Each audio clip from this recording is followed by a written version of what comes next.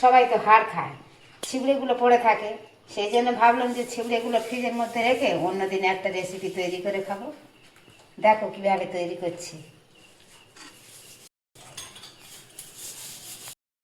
মাংসের সঙ্গে আলু দিয়ে একটা সিটি মেরে নেবো, নেওয়ার পরে আবার কিভাবে করবো দেখো।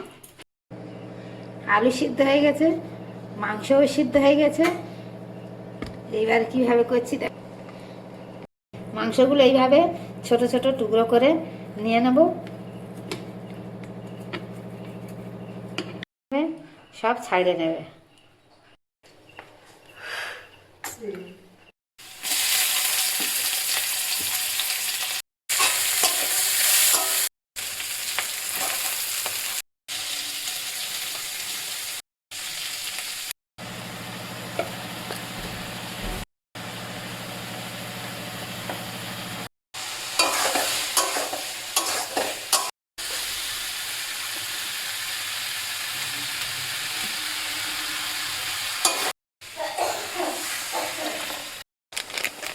কত তাড়াতাড়ি চিকেন তৈরি হয়ে গেল দেখো। এবার একটু গরম মশলা দিয়ে নেড়ে নামিয়ে নেবো।